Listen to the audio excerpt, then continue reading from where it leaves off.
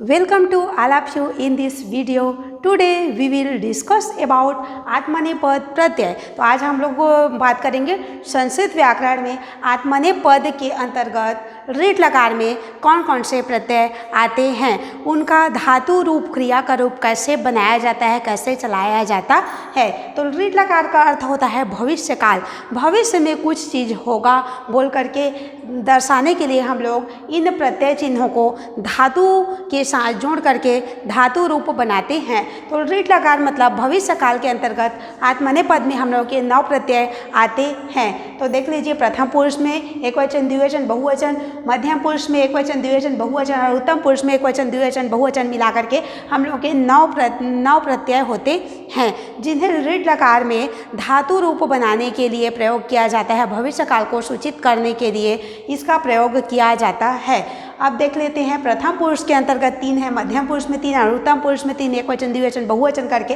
तो इसका रूप होता है इष्यते, इष्यते, इष्यन्ते, इष्यसे, इष्यथे, इष्यध्वे, इष्ये, इष्यावहे, इष्यामहे। ध्यान देंगे, इष्यते, इष्यते, इष्यन्ते, इष्यसे, इष्यथे, इष्यध्वे, इष्ये, इष्यावहे, इष्यामहे। इसका जितने भी धातु हैं, जो आत्मनेपद के धातु हैं या बोल सकते हैं हम लोग उभय पद के धातु हैं, उनके पीछे इन प्रत्यय चिन्हों को जोड़ते हुए हम लोग इनका धातु रूप बनाते हैं, धातु रूप निर्माण करते हैं। तो देख लीजिए, इष्यते, इष्यते, इष्यन्ते, इष्यसे, इष्यथे, इष्यध्वे, इष्ये, इष्यावहे, इष्यामहे मिला करके हम लोग के 9 प्रत्यय आते हैं। जो प्रथम पुरुष है वह किसी तीसरे अन्य के लिए प्रयोग किया जाता है। मध्यम पुरुष है तुम, तुम दो, तुम सब मतलब सामने वाले के लिए प्रयोग किए जाते हैं। और उत्तम पुरुष का प्रयोग हम लोग मैं, हम दो, हम सब के लिए प्रयोग किया जाता है। क्योंकि जो बोलने वाला है, जैसे मैं बोल रही हूँ तो मैं अपने आप को उत्तम मानूंगी, तो उत्तम पुरुष खुद के लिए, स्वयं के लिए, हम दोनों, हम सभी के लिए प्रयोग किया जाता है। और मध्यम पुरुष का प्रयोग तुम, तुम दो, तुम सब के लिए प्रयोग किया जाता है। उसी प्रकार से जैसे उत्तम पुरुष है मैं, मेरे लिए, मध्यम पुरुष है तुम, तुम्हारे लिए, और बाकी जितने भी बचे वो सब क्या है, प्रथम पुरुष के अंतर्गत रखे जाते हैं। जैसे आप भी अगर बोल दिया जाता है तो भी प्रथम पुरुष के अंतर्गत आता है। सिर्फ तुम, तुम दो, तुम सबके लिए मध्यम पुरुष, मैं, हम दो, हम सबके लिए उत्तम पुरुष, बाकी जितने बचे वो प्रथम पुरुष के अंतर्गत आते हैं। तो चलिए हम लोग देख लेते हैं कि इसका रूप कैसे बनाते हैं। कोई भी धातु ले लेते हैं, उसके साथ इन प्रत्यय चिन्हों को ऐड करते जाएंगे, लेकिन ध्यान रखेंगे जो हम लोग का धातु है वह आत्मनेपद के प्रत्यय इसमें जुड़ते हों, या आत्मनेपद का धातु है या उभय पद के धातु हों, तो इसको हम लोग जोड़ते हैं। जैसे हम लोग ले लेते हैं सेव धातु। सेव मतलब होता है सेवा करना, सेव धातु, सेव मतलब होता है सेवा करना। तो इसका रूप बनाते हैं सेव प्लस इष्यते। सेव धातु ले लिए हैं, उसमें इष्यते डालेंगे तो हम लोगों का हो जाएगा, सेव धातु है तो सेव प्लस इष्यते, तो हम लोगों का हो जाएगा सेविष्यते, सेविष्यते। उसके बाद है इष्यते तो हो जाएगा सेविष्यते, सेविष्यते, सेविष्यते। और इष्यन्ते है तो हम लोगों का हो जाएगा सेविष्यन्ते, सेविष्यन्ते, सेविष्यते, सेविष्यते, सेविष्यन्ते, सेविष्यते, सेविष्यते, सेविष्यते, सेविष्यन्ते, इष्यते, इष्यते, इष्यन्ते। मतलब जो प्रत्यय चिन्ह है उनको हम लोग धातुओं के पीछे जस्ट जोड़ते जाएंगे। यहाँ पर सेव धातु ले लिए हैं, सेव मतलब होता है सेवा करना। अब इसके बाद देख लीजिए, मध्यम पुरुष में हम लोग आएंगे तो इष्यसे, इष्यथे, इष्यध्वे हो जाएगा, तो हम लोगों का सेविष्यसे, हम लोगों का हो जाएगा सेव प्लस इष्यसे, तो हम लोगों का हो गया सेविष्यसे, सेविष्यसे। अब आगे बढ़ेंगे, इस एथे डालेंगे तो हम लोगों का हो जाएगा सेविष्यथे, सेविष्यथे, सेविष्यथे। और उसके बाद है इष्यध्वे, तो हम लोगों का हो जाएगा सेविष्यध्वे, सेविष्यध्वे, सेविष्यध्वे। अब इसके बाद आगे बढ़ जाते हैं, इष्ये, इष्यावहे, इष्यामहे हम लोगों का उत्तम पुरुष में, तो हम लोगों का हो जाएगा सेविष्ये, सेविष्यावहे। और है हम लोगों का सेव प्लस इष्यामहे, तो हम लोगों का हो जाएगा सेविष्या महे। इस प्रकार से हम लोग इनका धातु रूप तैयार कर लिए हैं। सेविष्यते, सेविष्यते, सेविष्यन्ते, सेविष्यसे, सेविष्यथे, सेविष्यद्वे, सेविष्ये, सेविष्यावहे, सेविष्यामहे। मतलब हम लोग मूल धातु ले लिए हैं, उनके पीछे इन प्रत्यय चिन्हों को ऐड करते हुए हम लोग आत्मनेपद पद के अंतर्गत ऋण लकार के धातु रूप निर्माण करते हैं। अगर हम लोग दूसरा धातु ले लेते हैं, जैसे पठ मतलब होता है पढ़ना, तो पठ मतलब पढ़ना धातु ले ली है, तो इष्यते डालेंगे तो हम लोगों का हो जाएगा पठ इष्यते, पठ इष्यते, पठ इष्यन्ते, पठ इष्यसे, पठिष्यथे, पठ इष्यद्वे, पठिष्ये, पठिष्यावहे, पठिष्यामहे। अगर हम लोग लिख धातु ले लेंगे तो लिख का हो जाएगा लेखिष्यते, लेखिष्यते, लेखिष्यन्ते, लेखिष्यसे, लेखिष्यथे, लेखिष्यद्वे, लेखिष्ये, लेखिष्यावहे, लेखिष्यामहे हो जाएगा।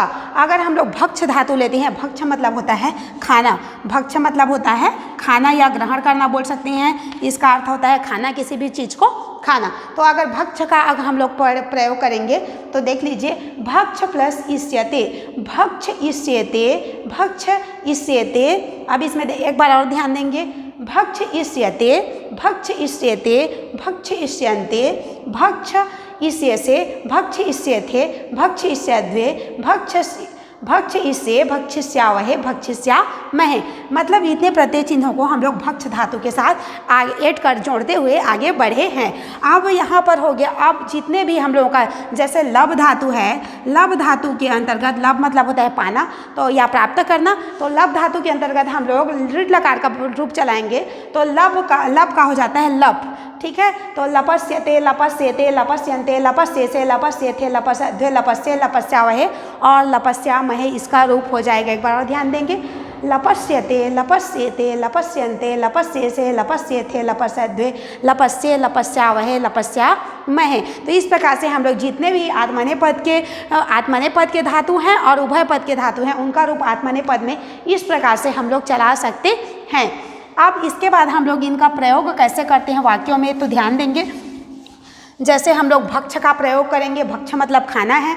अब यहाँ पर हम लोग ले लेते हैं, जैसे जो प्रथम पुरुष है वह किसी अन्य तीसरे के लिए बात की जाती है, तो सह वह हो गया, तव ते, या फिर हम लोग किसी पुस्तक के बारे में बात कर रहे हैं या पाठ के बारे में बात कर रहे हैं, जैसे या फल के बारे में बात कर रहे हैं, तो हम लोगों का हो जाएगा फलम, फले और फलानी। फलम, फले, फलानी, फल के बारे में बात की जा रही है। तो अब उसके बाद हम लोग मध्यम पुरुष में आ जाते हैं, तुम दोनों, तुम सब के लिए प्रयोग किया जाता है, तो हम लोगों का हो जाए त्वम, युवाम और यूयम। त्वम, युवाम, यूयम। देखिए ये जो हम लोगों का अनुसार है उसको हम लोग मकार म के रूप में भी प्रयोग कर सकते हैं, लेकिन ध्यान देंगे अगर म के बाद, मकार म के बाद अगर कोई भी स्वर वर्ण आता है तो ये मकार म के रूप में रहता है। लेकिन अगर इसके बाद जो त्वम है, अगर इसके बाद किसी शब्द कोई व्यंजन वर्ण आ जाता है तो यह ऊपर में बिंदी के रूप में, अनुस्वार के रूप में बदल जाता है। अब देख लेते हैं उत्तम पुरुष है मैं, हम, तो हम सब के लिए प्रयोग किया जाता है, तो ये हो जाएगा हम लोगों का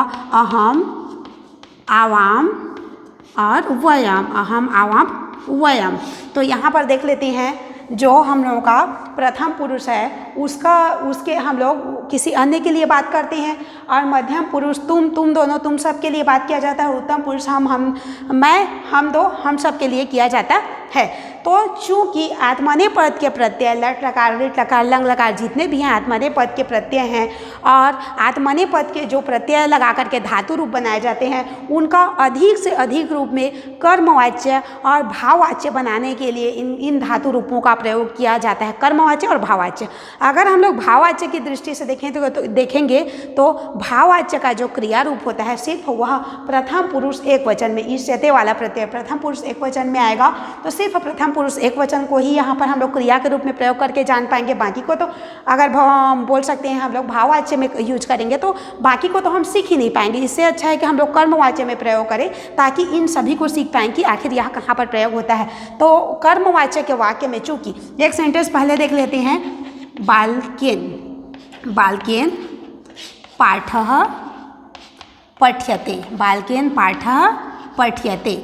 यहाँ पर ध्यान देंगे, जैसे बालकेन है तो यहाँ पर तृतीया विभक्ति है, तृतीया विभक्ति, और पाठ है तो यह है प्रथमा विभक्ति, और पठ्यते है तो इसमें पहले ध्यान दें यह क्या है, हम लोग के कर्म के अनुसार बदलता है। चूँकि यह कर्मवाच्य वाक्य है, हम लोगों का कर्मवाच्य वाक्य है, कर्म को प्रधानता दी जाती है। तो इस सेंटेंस में ध्यान देंगे, हम लोग का कर्ता हो गया बालकेन और एक कर्म हो गया, और जो पठ्यते है वह हो गया क्रिया रूप, क्रिया का रूप या क्रिया बोल सकते हैं, कर्ता कर्म क्रिया। तो ध्यान देंगे जो कर्मवाच्य वाक्य रहता है उसमें जो कर्ता रहता है हर हमेशा तृतीया विभक्ति में होगी, जो कर्ता है वह हर हमेशा क्या होगी, तृतीया विभक्ति में होगी, चाहे एक वचन रहे, द्विवचन रहे या बहुवचन रहे, चाहे हम लोग किसी अन्य के बात करें या तुम दोनों, तुम सब के बारे में बात करें, तो हम लोगों का हर हमेशा तृतीया विभक्ति। जैसे बालक का लेंगे तो बालकेन बालकाभ्याम बालक ही हो जाएगा।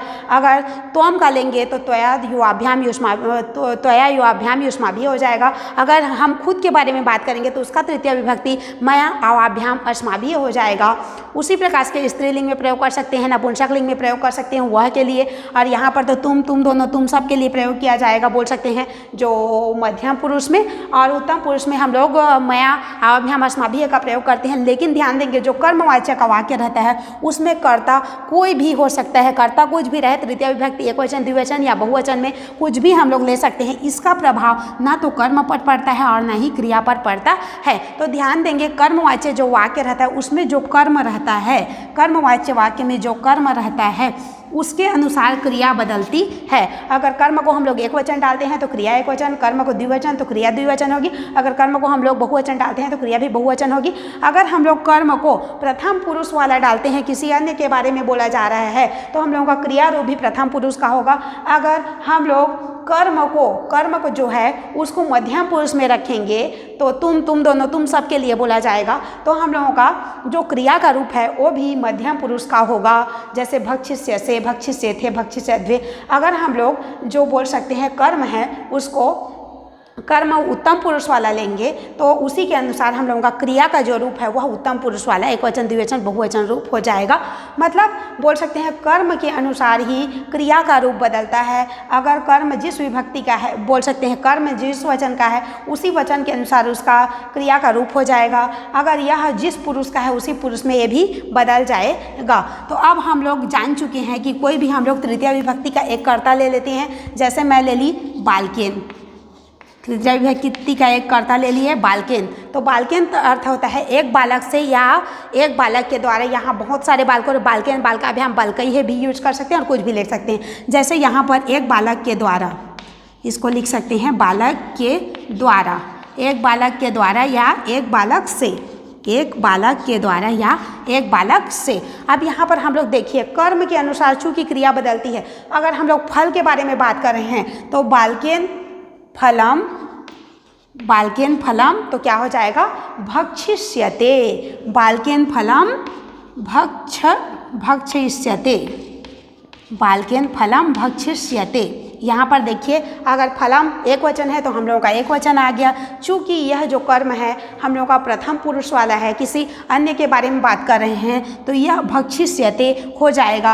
अगर हम लोग इसको फलम है तो इसको द्विवचन फले ले लेते हैं तो यह भी बदल करके हम लोग का भक्षिष्यते हो जाएगा, भक्षिष्यते हो गया। अगर हम लोग इसको फलानी चेंज करेंगे तो ये हो जाएगा भक्षिष्यन्ते। मतलब जो बालक के द्वारा, एक बालक के द्वारा बहुत सारे फलों को खाया जाता है, बोल सकते हैं खाया जाएगा, क्योंकि गागेगी के लिए प्रयोग किया जाता है। यहाँ पर ध्यान देंगे एक बार और, अगर हम लोग बोलते हैं बालकेन फलम भक्षिष्यते तो एक बालक के द्वारा फल को खाया जाएगा, एक बालक के द्वारा फल को जब खाया जाएगा। अगर फले करेंगे तो एक बालक के द्वारा, चूँकि यहाँ पर हम लोग एक बालक लिए हैं तो एक बालक के द्वारा दो फलों को खाया जाएगा। और अगर हम लोग बालकेन फलानी भक्ष्यन्ते तो एक बालक के द्वारा बहुत सारे फलों को खाया जाएगा। उसी प्रकार अगर त्वम कर्म में ले लेते हैं बालकेन त्वम तो भक्षिष्य से, बालक के द्वारा, एक बालक के द्वारा तुम्हें खाया जाएगा। और आगे युवाम अगर प्रयोग करेंगे तो भक्षिष्यते हो जाएगा, और यूयम प्रयोग करेंगे तो भक्षिष्यद्वे हो जाएगा। और ये हम लोगों का कर्ता हो गया बालकेन, हम लोगों का कर्ता ले लिए हैं सीधा एक बोल सकते हैं बालकेन। और अगर त्वम लिखेंगे तो भक्षिष्य से हो जाएगा, बालकेन त्वम भक्षिष्य से, बालक के द्वारा तुम्हें खाया जाएगा, क्योंकि गा गे गी के लिए ऋट लकार है हम लोग का भविष्य काल, अगर लट लकार वर्तमान काल रहता तो जाता है बोलते, लेकिन यहाँ पर ऋट लकार है तो जाएगा बोलेंगे। उसी प्रकार से अगर अहम हम लोग कर्म में यूज करते हैं, चूँकि इसको हम लोग कर्म मान चुके हैं, और यहाँ पर हम लोग कर्ता ले लिए हैं बालकेन, हम लोग कर्ता ले लिए हैं बालकेन, ये हम लोग का कर्ता हो गया।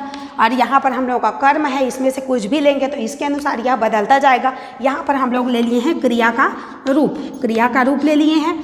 तो यहाँ पर देखिए एक कर्ता सभी में ऐड कर सकते हैं, हम लोग जितना भी बोल सकते हैं एक कर्ता जो है इन सभी में प्रयोग कर सकते हैं। लेकिन ध्यान देंगे कि कर्म के अनुसार चूंकि क्रिया चेंज होती है, अगर कर्म को हम लोग बदलते जाएंगे तो हम लोग का क्रिया का रूप भी बदलता जाएगा। अगर हम लोग अहम लेंगे तो भक्षिष्य हो जाएगा, आवाम लेंगे तो भक्षिष्यावहे, और वयम लेंगे तो भक्षिष्यामहे हो जाएगा। और अगर हम लोग कर्ता को चेंज करना चाहें तो इसको कुछ भी बदल सकते हैं, बालकेन बालकाभ्याम बालकई है, त्वया युवाभ्याम युष्माभि है, या मया अभ्याम अस्माभि है, लेकिन तृतीय विभक्ति का ही होना चाहिए। अगर इसको हम लोग बदलते हैं तो इसका प्रभाव इसके ऊपर नहीं पड़ता है, सिर्फ जो कर्म है कर्म के अनुसार क्रिया बदलती रहती है।